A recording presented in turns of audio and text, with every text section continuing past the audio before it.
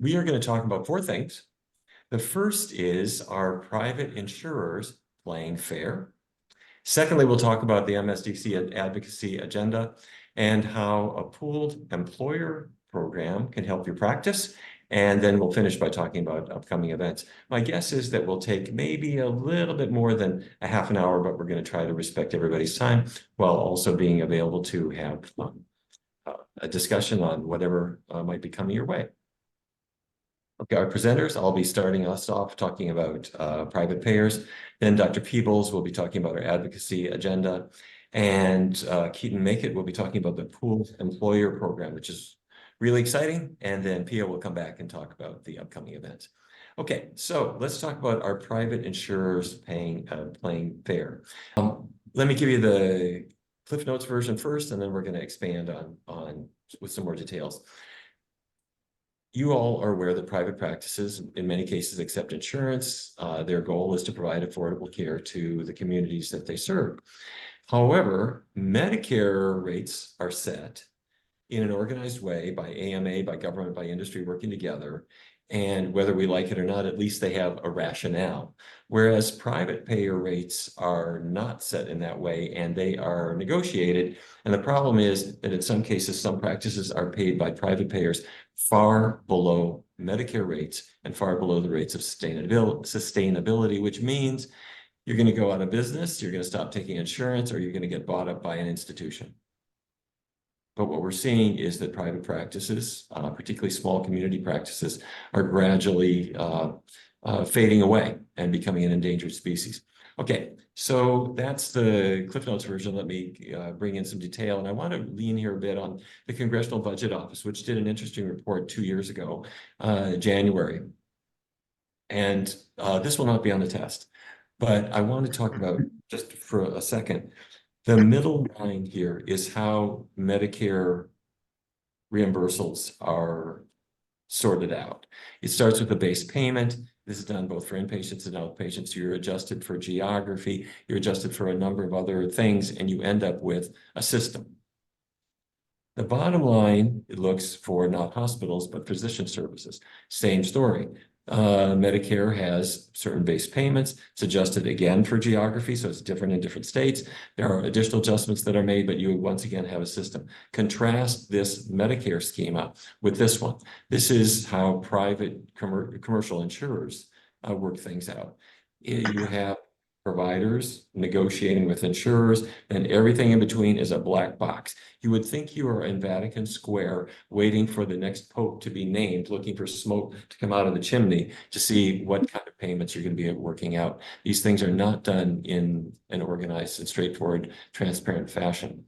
Now, that said, the private payers typically overall pay more than Medicare. These data are for hospitals, and you can see the private payers pay more, and in fact, they pay far in excess overall of costs. So hospitals are very often money makers. Medicare pays less. Now, this slide, these are for physicians, and up at the top, I don't know if you can see this or if the little menu is getting in the way. But on the far right, that tan circle, that's what a private payer will pay. And on the far left, that blue circle, that's what Medicare pays. And up in the top, you have Wisconsin, you have North Dakota, where you have Medicare in those states paying a little bit under the Medicare national average. However, what they pay for, what private payers will pay for physician services is about 175% of Medicare, far higher. So let's go to the bottom. You look at Kentucky and Alaska, very different story. If you look at Alaska, the Medicare pays less than the Medicare national average, and the private payers pay less than Medicare. In Kentucky, the Medicare again pays less than the national average, and there the private payers pay a little bit more, but still less than the Medicare national average. And the question is this sustainable? Now, so the District of Columbia is between the two. Medicare pays in the District of Columbia a little bit more than the national Medicare average, and the private payers pay, what would you say, maybe 30% more, 30–40% more than Medicare, just on average. So that's an average. Okay, however, I've just told you how the private payers pay more than Medicare on average, da, da, da. Well, this is not always the case. And for community-based primary care physicians, some private payers pay far below Medicare rates. I'm going to give you 3 quick examples. Practice A.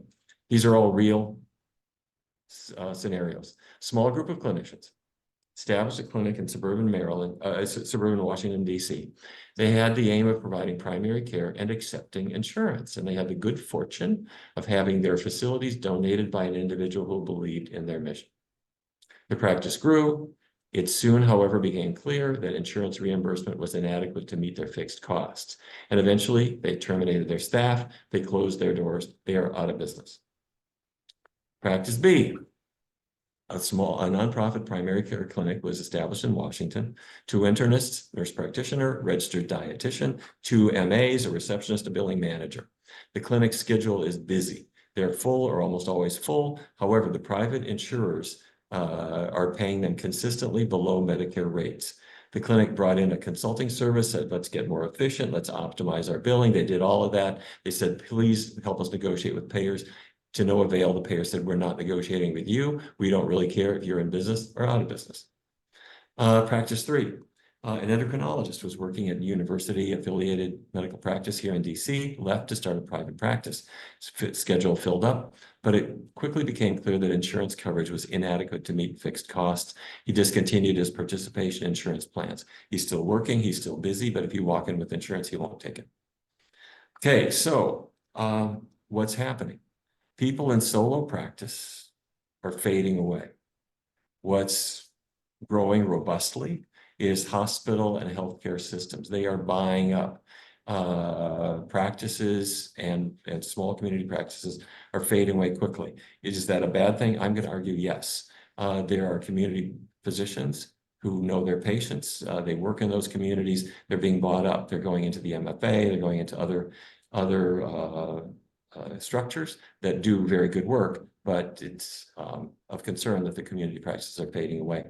What's going on? This Congressional Budget Office said the trend of hospitals employing physicians may stem in part from the fact that Medicare and many commercial insurers have tended to pay higher prices when a service is billed in a hospital's outpatient department, rather than in the physician's office. You do exactly the same thing. You're in your physician's office that you would do in the hospital, and your payment is substantially less and maybe below costs. So what are we doing about it? But last June, that's Dr. Tu and I at the AMA meeting in Chicago, we brought the issue of these overly low insurance payments to the AMA. We asked for 2 things.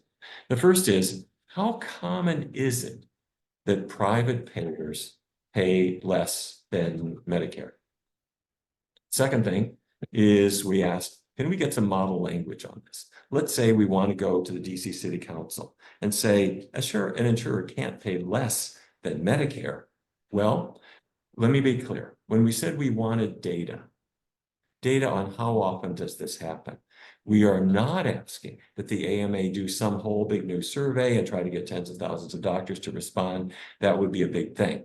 These data already exist, but they need to be extracted and analyzed from existing reports. For example, I've just mentioned the CBO report. They got good data. And there are many others that have looked into the variations in physician payment and hospital payments. They've got the data. These can be mined. These are just examples of articles that have appeared recently. And in fact, including this one is ironically entitled, "How much more than Medicare do private insurers pay?" It's true that they usually do pay more than Medicare, but as we've seen, sometimes they pay far less. Those data are there. They could be brought forward. The AMA could do that. The AMA itself has something called the Physician Practice Information Survey, which gathers information on practices. It doesn't gather exactly the things we're talking about now. If the AMA wished, that information could be added. So we asked, let's get some data. How often does this happen? So that if it's happening frequently enough to complain about, we'd be able to go to city councils and state governments and legislate on it. So in November, this past November here in DC, and Dr. Peebles was at this meeting as well, and Dr. Patel as well, the AMA Council on Medical Service issued its initial report, and it didn't include data on sub-Medicare payments, and it didn't provide model legislative language. There was lots of discussion, and so the report got sent back. So where we are as of today is the Council on Medical Service has this report. It's being asked to do additional work. It'll come up in June in Chicago. Now, there's a new thing that has just come up. The DC Department of Insurance, Securities, and Banking has given us what might be a gift for some private clinics. And that is, as of January, as of this month, private carriers have to have 30% of their providers, 30% of the people on their provider list have to be within a half a mile of a metro rail stop.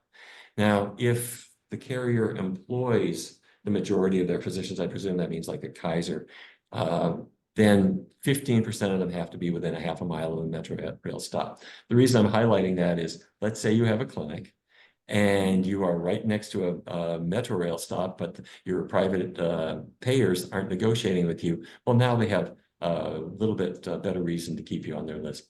So let me ask if anybody who is watching this now, or maybe thinking about this in the future, if you have experiences to share, if your own payments from insurance are inadequate or whatever, these are things that physicians can't really share amongst themselves. But on the other hand, if you've got an issue, you can bring it to the medical society.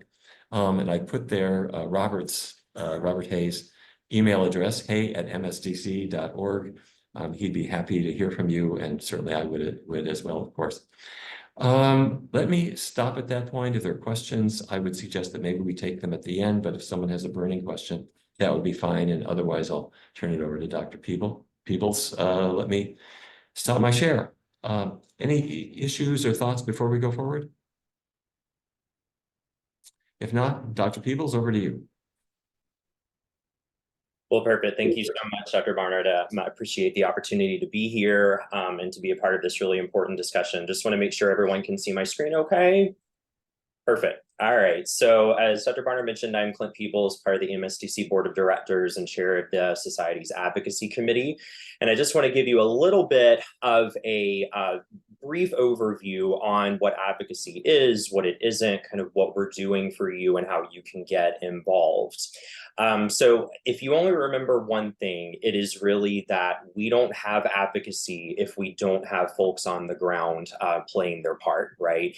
Physicians are truly at the heart of our advocacy efforts in the Medical Society of DC, and even more broadly, we cannot do what we do without you.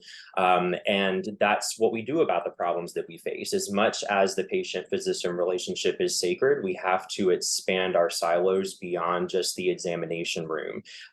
We are seeing efforts and initiatives now in which it's becoming very clear that physicians have to be at the table and have to be a part of these conversations, or a lot of the regulatory burdens that we see, some of the legislative burdens that we see are going to significantly disrupt our ability to practice medicine and to keep our practices open. So all of that's incredibly important. So what is advocacy? Well, it's really anything you want it to be. There's a lot of definitions for it, but it basically just means being involved. And a lot of people will have a little bit of angst about getting involved in advocacy because they're not really sure how to do it. But it can be just as simple as talking about these issues in your own circles, that person-to-person conversation about the issues that you face in your practices, whether it's with administrators, fellow physicians, local politicians, even patients, because patients drive a lot of the conversation too. Then, of course, we have institutional advocacy, where we basically champion issues within our own practices and institutions. At the local oversight and governance level, local councils, regulatory offices, then there's state and national politics, and also organized medicine, which is part of what MSDC is, of course, and that helps to guide the conversation across all of these domains.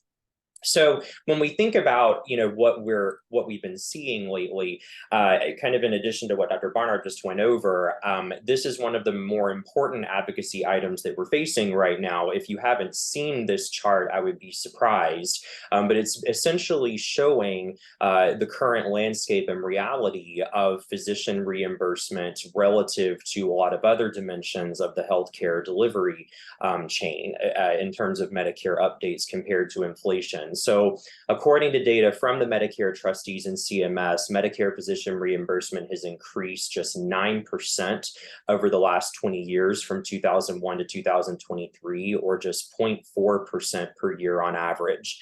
And when you adjust that for inflation and practice costs, that reimbursement for physicians declined 26% over those 20 years, or by 1.3% per year on average. And in comparison, Medicare hospital payment updates have increased about 70% over the same time, with an average annual increase of about 2.5% for inpatient services and 2.4% for outpatient services. All the while, the cost of running a medical practice has increased by almost 50% during that same period, and economy-wide inflation has risen by 73%. So this is not just about physician reimbursement in terms of the money that goes in physician pockets and salaries. This is about everything that it takes to sustain physician practices and provide services to our patients: rent, employee wages, professional insurance premiums, the costs of complying with regulatory burdens and oversight, as well as everything else that Dr. Barnard just eloquently went over. But this really shows that the reimbursement part that physicians see just isn't keeping pace, and everything else is outstretching that substantially. So when we think about where we are in terms of our priorities with MSDC, we have this kind of stratified out over several domains. One is ensuring quality care for all patients. The second one of significant pertinence for this conversation is protecting physicians and their practices, promoting equitable and inclusive public health, and making affordable care accessible. So this really highlights kind of where we are as a society in terms of the priorities our medical society has decided to focus on. And for protecting physicians and their practices, this includes also an emphasis on physician health and wellness and well-being, ensuring that our facilities are safe working environments, including from violence, that medical liability laws include common sense updates, and of course, as I just mentioned with reimbursement, that this is driven by physician input, not insurer cost savings. We have to be at the table, and that obviously everything that we do is protected from needless governmental intrusion. And so keeping that in mind, I did want to talk about, obviously, this is the Medical Society of DC. So I did want to talk a little bit about the DC Council, which is kind of the guiding force and oversight of how we practice in DC. So if you're not familiar with the DC Council, it's just going to be a quick kind of 1-2 minute overview of that. So their responsibilities include approving the government's annual budget and oversight of agencies, including the Board of Medicine. And so work is conducted through standing committees that draft bills, research, have hearings, do policy analysis, and constituent services. There's 13 members of the council, 1 representative from each of the 8 wards in DC, plus 5 additional members elected at large, including the chairperson. And if you know your ward, you can see who your council member is on this chart. And also, if you need to go back and look at that, you can go to the web address here, dccouncil.us, and go to the relevant sites there to figure out, plug in your address and figure out who your elected official is. There's many committees within the DC Council, including the Committee on Health, and in the lower right corner here, it lists the members of the Committee on Health. So especially if your elected official or in your ward is listed on the Committee on Health, that would be an important connection to have and to leverage as well. And Christina Henderson is currently the chair, and she is the at-large member of the DC Council. So everyone is able to reach out to her regardless of ward. Now, in terms of kind of how we approach advocacy, as I said at the beginning, we just have to be involved. And the council members really don't know what it's like for us taking care of patients and keeping our practices open and sustainable if we don't tell them. So there's a lot of voices at the table, and they're going to listen to only those voices. So if we're not at the table, our voices are not going to be heard, and it's their job to listen. They're not necessarily going to understand that impact. They don't necessarily understand the reality that when we hear things like physician reimbursement and those kinds of buzzwords, that it doesn't just mean the money that goes into our pockets personally. They need to know that this is about keeping practices open, serving the underserved, complying with regulatory requirements. And the responses to legislative initiatives and bills often do need to be overwhelming to move the needle. The more voices we have, the more powerful the response, the more likely it is that our voices will carry the day. Also, being brief with our comments is important. It's kind of a shift from what we do in terms of the paradigm of studying medicine when we're very evidence-based and data-driven. Sometimes just sharing personal stories and emphasizing patient stories that we have in our practices is a very important part of this. And also just noting that real-world impact and the ability or the limitations it puts on our abilities to be able to serve our patients in the best way possible. So what have we been doing in MSDC to work for those in private practice? Well, one of the biggest reforms or initiatives that we succeeded at last year was passing the prior authorization reform bill to basically ban the practice of prior authorization as we had been used to seeing it. This will be taking effect this year in 2024. Now, one of the problems, though, with that I'll talk a little bit more about is that the way that the bill was ultimately passed and the way that it's funded really largely only applies to private payers. There's still a little bit of an issue and some outstanding advocacy we need to do in terms of getting that bill to be funded to apply to Medicare and Medicaid. We also successfully pushed for interstate license recognition and reciprocity, which is something we were working on for years to make things more accessible and easier for physicians in the DMV area.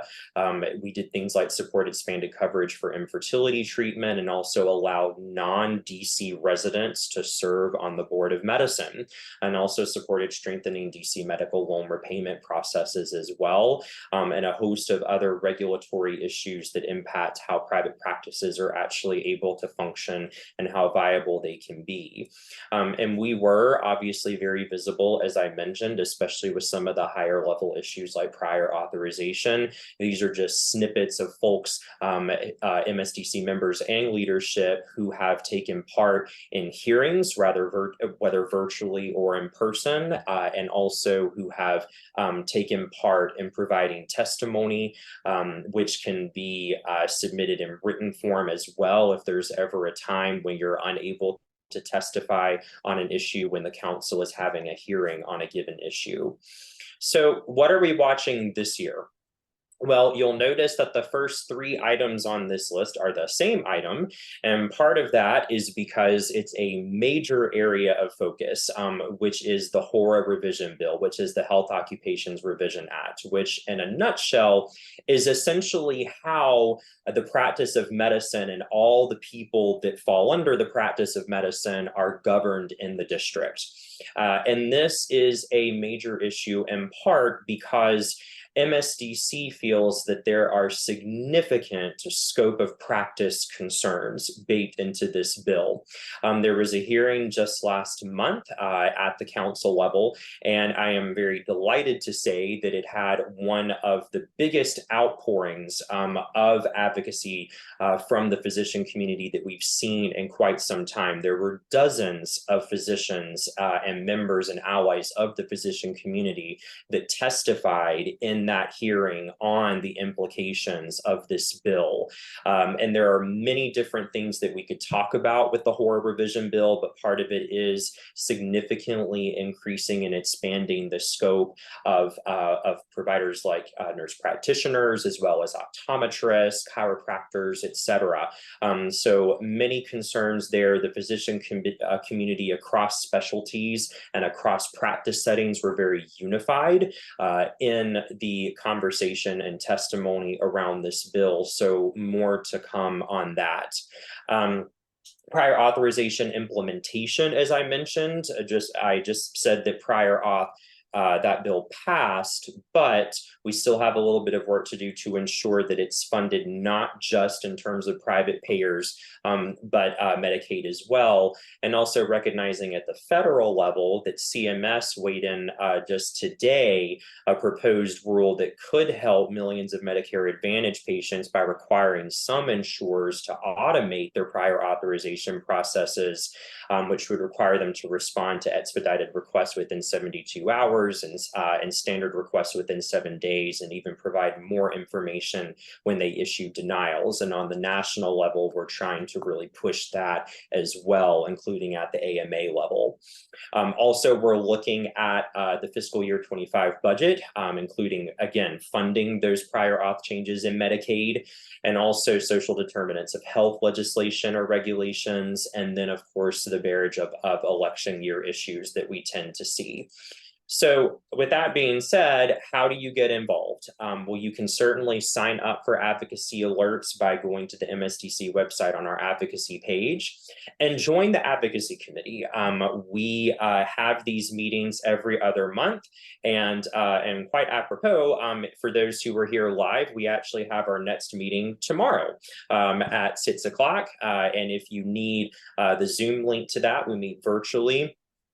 Just let us know or email Robert hay@msdc.org so that he can get you on that list and get you the link that is open to everyone. We want all opinions, all voices as part of that committee to guide the work that we do.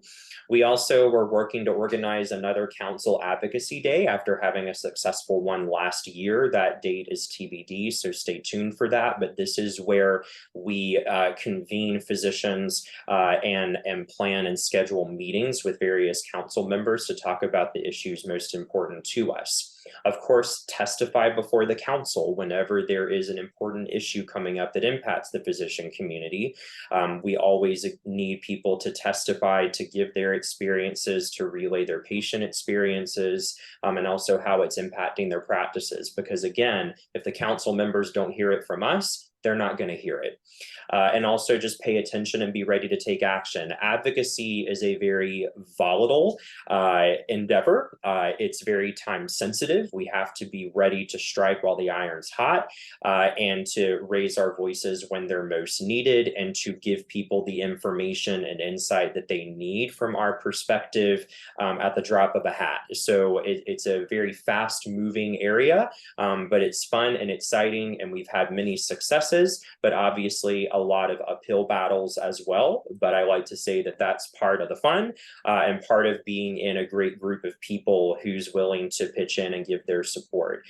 So with that, I will turn it back over to Dr. Barnard.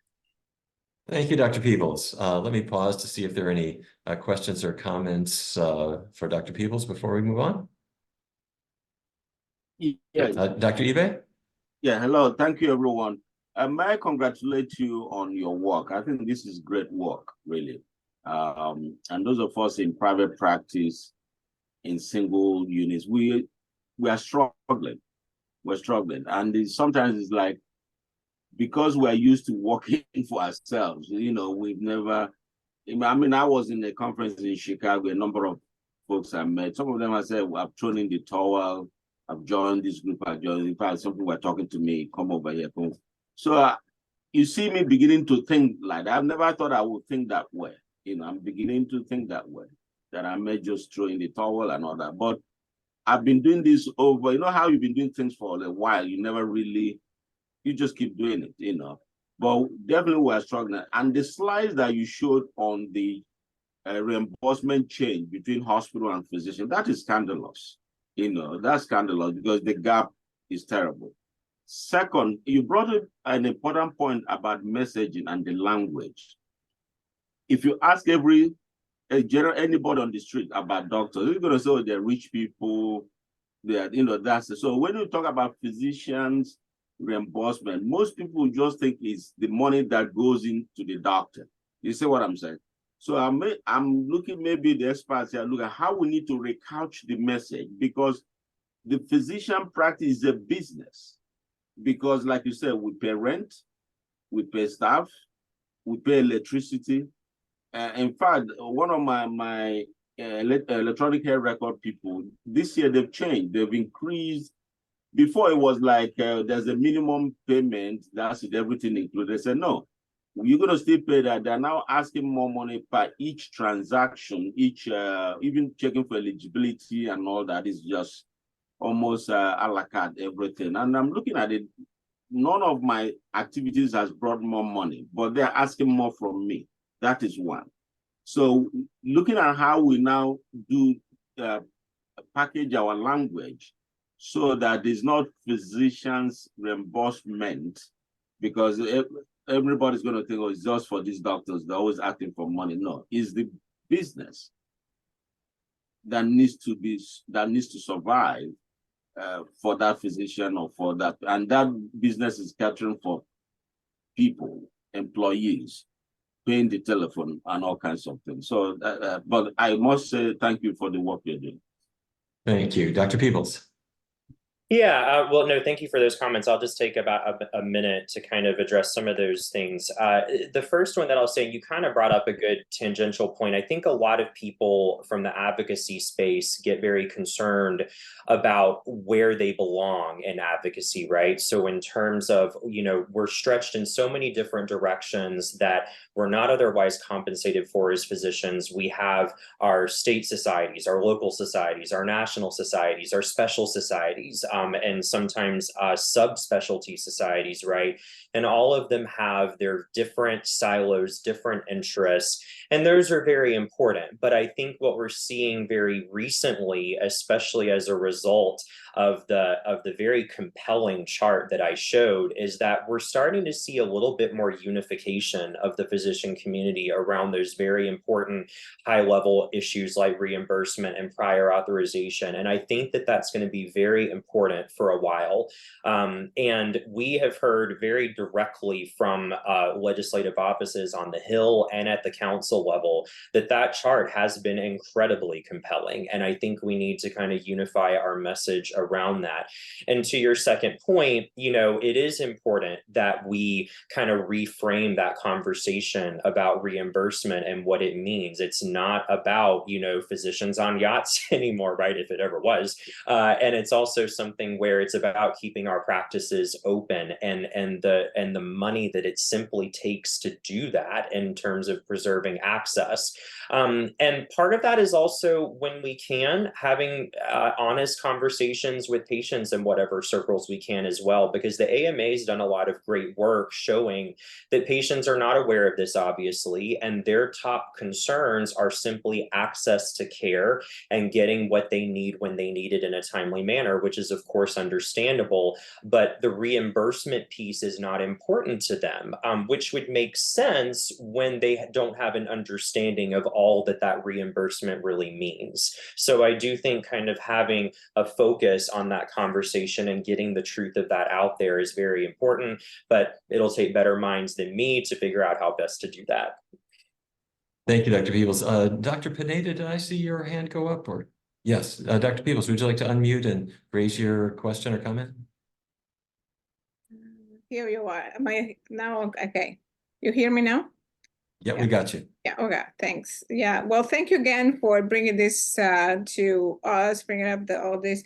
And each point is, super important, especially, being in private practice, and I don't want to say how many years, but more than 30 years.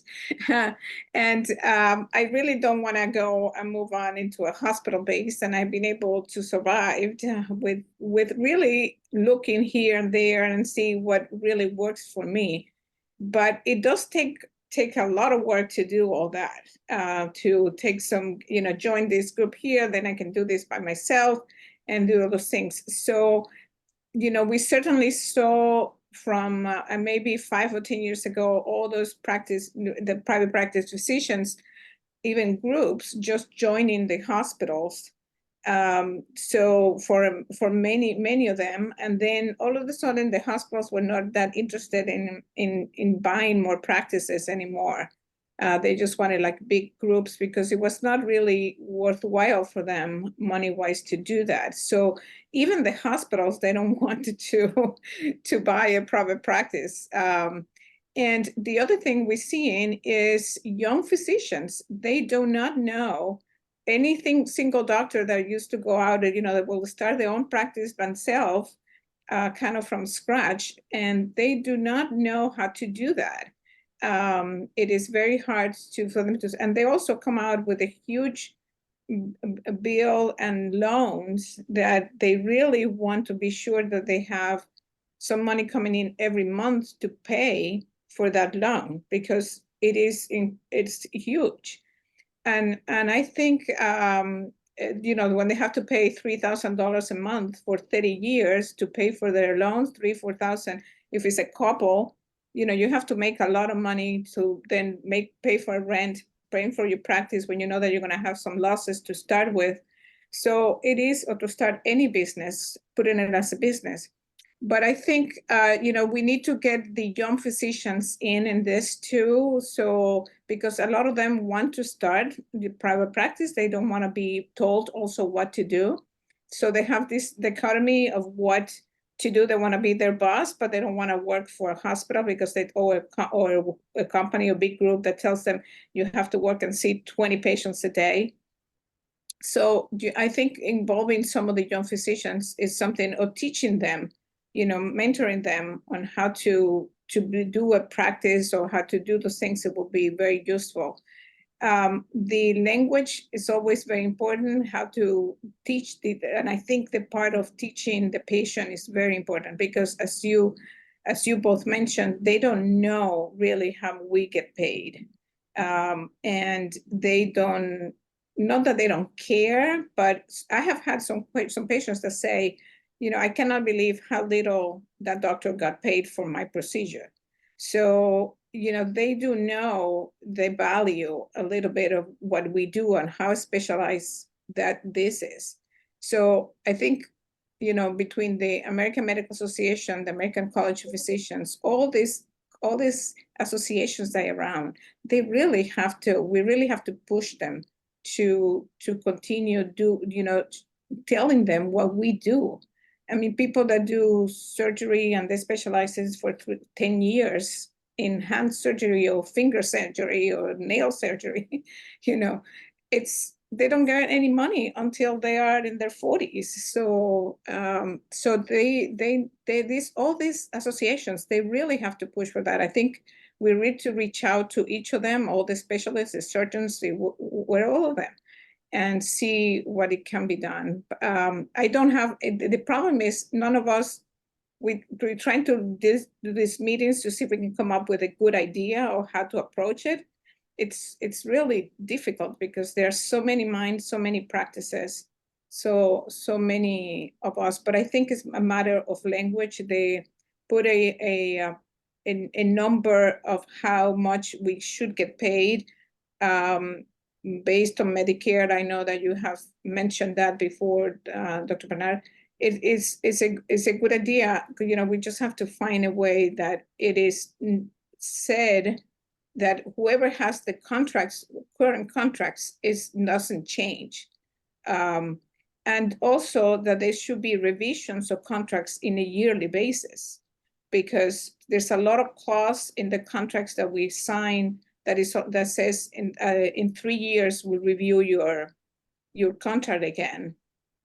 And we forget that we have that there, that we can go back and talk to them in 2 or 3 years, but it should be in a yearly base, because as Dr. Ivy said, it's the cost goes every single year, goes up every single year. So we should not allow, we should learn how to, the doctors should learn how to read those little clauses in the contract, so that it will not be delayed for 3 years. And they will tell you, no, I'm not going to talk to you before 3 years. And I said, well, I won't sign it. So, they just put you in a situation there. But I think we have the councils or the government behind us and all those things, it might be helpful. But even hospital-based, even though they have a lot of money and they do get paid much better, they still don't get enough, I will say, for some of their payments. Great. Well, thank you, Dr. Pineda. Let me bring in Keaton Make It, because I know that you have a little bit of a solution to part of this.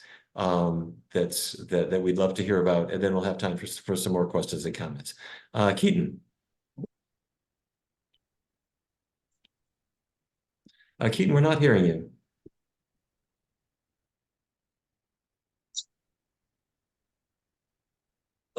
Yeah. Oh, there we go. Oh, okay, you guys can hear me? We got you. Beautiful, beautiful. All right. Thanks, Dr. Barnard. So I think I've talked to, or at least been in the same room as everybody on this call, but as a quick refresher, I'm Keaton Makett. I'm a certified financial planner and investment advisor at Asset Strategy Consultants, and along with Al Morrison on the call, we're going to talk about a few things that we've been working on with MSDC. A little bit about myself. I joined Asset Strategy about a little over 5 years ago. Do a lot of business development work, again, licensed financial advisor. In my free time, I do a lot of volunteer work. I'm board chair of the Cystic Fibrosis Foundation Harrisburg chapter. I'm also the treasurer for a free outpatient clinic in the city of Harrisburg. I'm calling this evening from Camp Hill, Pennsylvania, which is right outside Harrisburg, Pennsylvania. So with that, Pia, can we jump to the next slide really quick? And if you go one more, I'll actually bring Al Morrison in, and he can talk about the history of Asset Strategy Consultants and our longstanding relationship with the Medical Society, and we can jump into some of the specifics. Al, are you on? I am, and Keaton, thank you. And before I proceed, what's realistic time-wise, just so we don't abuse your goodwill? 10, 15 minutes can we live with? Yeah, when we reach the bottom of the hour, we're all going to turn into pumpkins. So, all right, something 6:14, like that'll and be our time frame. We will continue. And again, thanks for having us. And I know Keaton and I had the pleasure last year attending a board meeting that you all were in attendance and introduced the rollout and the plans for the MSDC PEP. So now that we're live and it's up and operating, this is a nice opportunity to provide more details. So very quickly, just the asset strategy story. You can see we've been around since 1991, independent firm, which means we don't have any investment products. It's pure consulting. And our clients, a typical cross-section of the financial community, retirement plans, both defined contribution, defined benefit, endowment foundations, a lot of nonprofits, insurance company reserve, and then private wealth, which is another big component of the client base. You can see we have 2 offices. I'm in Hunt Valley. As you know, Keaton's up in Harrisburg. You can see the head count on clients, 25 staff members, and close to about $6 billion in assets at this point. I've had the honor of working with MSDC actually since 2001. So it's one of our oldest relationships and something that we've always have enjoyed being involved and hopefully being that trusted advisor to investment committee and to the board. This last bullet, I think, is very critical to our business model, is we have no conflicts of interest. And by that, we have no investment products. We're not selling stocks and bonds, mutual funds. We're selling advice. And we try to create alignment of interest with our clients. And I think in one example, all our remuneration comes from our clients. We don't receive anything off of any of the investment products that we recommend and then place in client portfolios. Let me stop there just briefly in case there might be any questions that you might have about the ASC story. And just by background, I guess I should mention, since Keaton introduced himself, I am one of the founding partners back in 1991 and do a lot of consulting work up here in the Baltimore and the Washington, obviously. So I've been the architect of a lot of what we do, and our relationship with Harrisburg is very critical. When we look at the PEP and the skills that you need to have to be successful, you need 2 components. Hunt Valley, our expertise is really investments. That's our primary function. And the other bigger part of a PEP is the regulatory side. We're dealing with the SEC. If you have plans now, you're all fiduciaries, you have that liability. So we have a very strong regulatory capability. And the team in Harrisburg, with the exception of Keaton, had been together for 25 years as third-party administrators. So we bring in that skill set, which is the foundation that the PEP works off of. So we have both long capabilities, and that's been, I think, very helpful in getting the MSDC PEP off and operating. So Keaton, I think we've skipped the next section on the PEP overview, but have you jump right into your sections on the PEP, since that's the primary focus here for our discussion tonight. So page 7. That sounds like a game plan. Yeah, if we just go to the bottom of page 7, I think that's a great place to play ball. This conversation this evening is a little different because I'm really not talking with the primary focus of medical professionals and doctors. I'm really talking to entrepreneurs. There was a good conversation a second ago. Everyone on this call is a business person. Running their own practice, making sure that vendors are paid and clients are being seen. And if you have employees, you're making, you have to run your own HR department. And there's a lot of hats that you wear in addition to being a clinician and seeing patients, right?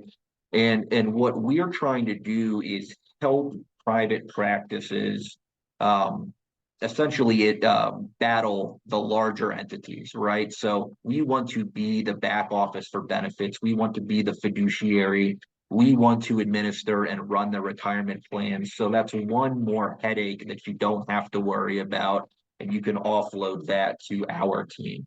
So we're very much in alignment as entrepreneurs and business people. So it's a little bit of a different look for this specific conversation. So a pooled employer plan, these really came into prominence at the end of 2021 with the Secure Act 2.0.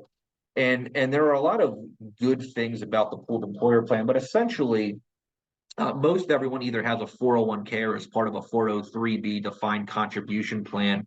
What a pooled employer plan does is it takes those types of defined contribution, those employer sponsored plans, and allows organizations like MSDC to sponsor and aggregate a bunch of smaller plans into one pool, right?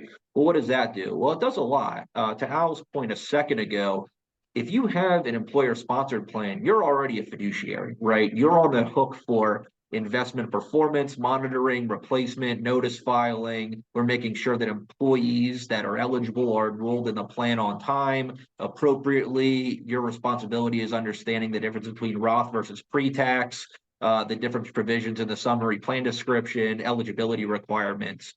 That's your responsibility. So what we try to do is we try to reduce the administration and compliance work on your side. One of the amazing things that's blossomed out of the pooled employer plan strategy for MSDC is the cost reduction when we talk about economies of scale. So typically, you have a trustee to worry about, a 338 fiduciary advisor, you have administration and record keeping costs. Al and I just worked with a private practice. We did a quote for them.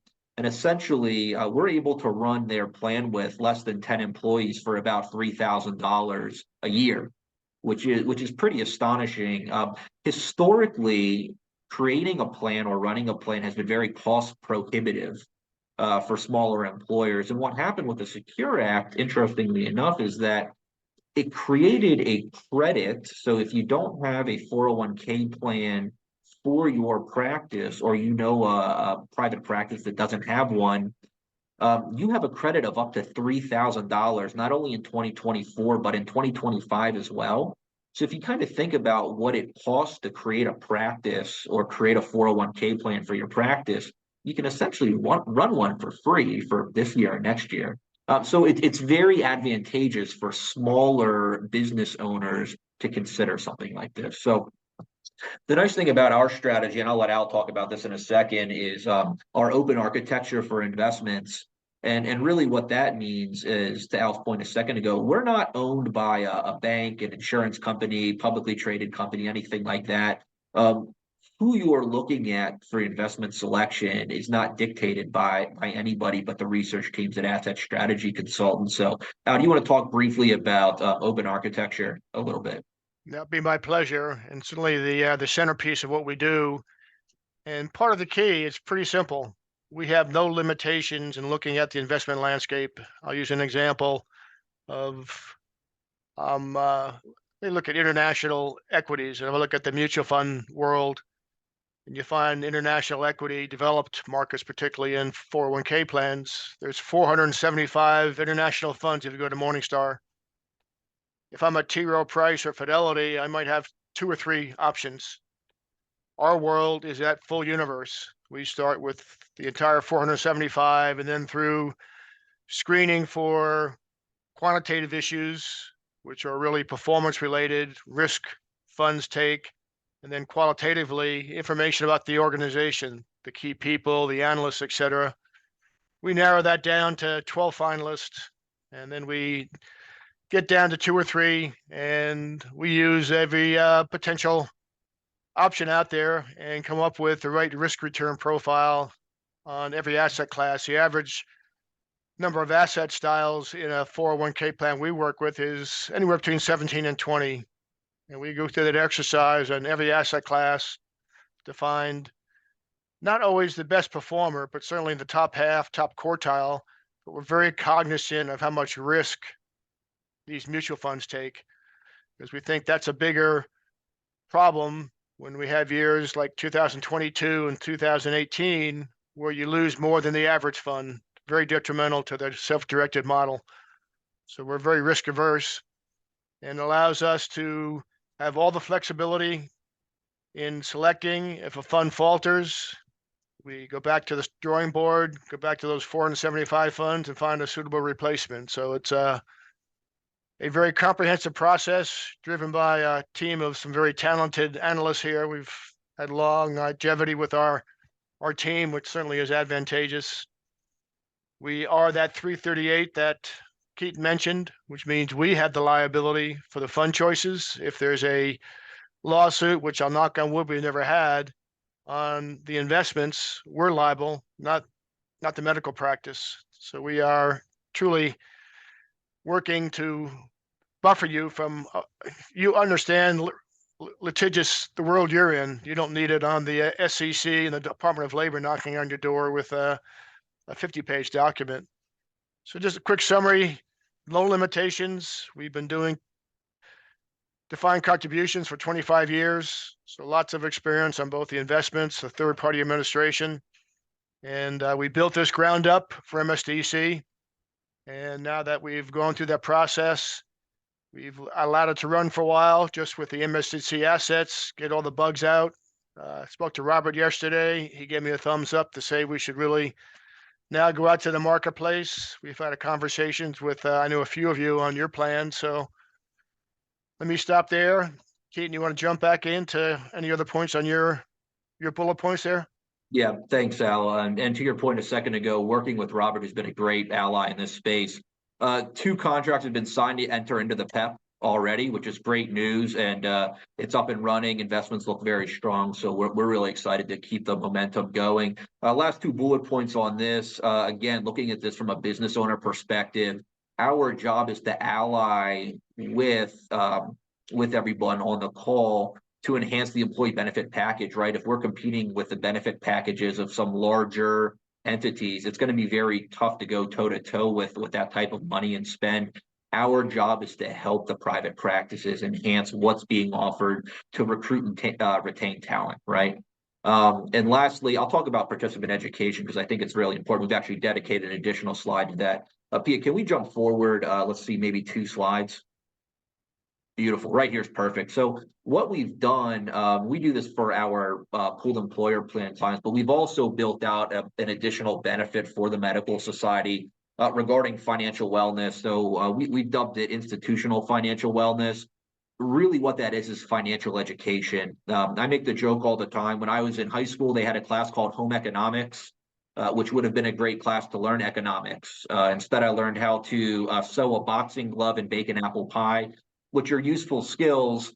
That said, it would have been a great opportunity to learn debt management, particularly in your world, right? Student loans, understanding mortgages, insurance, risk, credit cards, investments, estate planning, some real accounting work. So what we try to do is build out an educational piece not only for MSDC, but for all of our clients across the country. So we've built out our own seminars. We have about 18 of them, and that's something from advanced financial planning to college planning, starting 529 plans for the kids, estate planning. In fact, we did retirement savings challenges for women a few months ago with MSDC. So there are a lot of opportunities working with asset strategy consultants and partnering with MSDC to help educate the base that we're working with here. So we think education is important. It's overlooked. It's not taught well in high school. It's rarely taught in adulthood. So our job is to help businesses and people plan, save, budget, and invest for retirement. So, our mission, it says right at the bottom, is just to help, right? We really want to help everyone in the association. I believe that's our last slide. We want to be respectful of the time here. Do we have any questions, comments, concerns? Our contact information is right here on the slide for Al and myself. We try to be the antithesis of the 1-800 number. We like when you call us or email us, we either, if we're in a meeting like this, leave us a voicemail. We'll get back to you within 24 hours. If you send us an email, I don't leave the office until I have less than 5 emails in my inbox. So if you send me an email, I will see it. We try to be very proactive and client facing with the folks that we work with. So if we don't get any questions tonight, please don't hesitate to reach out for us. We are here as an ally in the space, and again, are very grateful to work with MSDC and are grateful for the platform this evening. Well, right back at you. We're very grateful to you.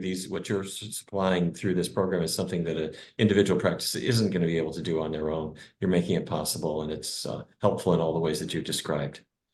If there aren't any questions or comments specifically for Keaton or for Al, let me share my screen with just the last thing, and that's upcoming events. And I'm going to ask Pia to walk us through that.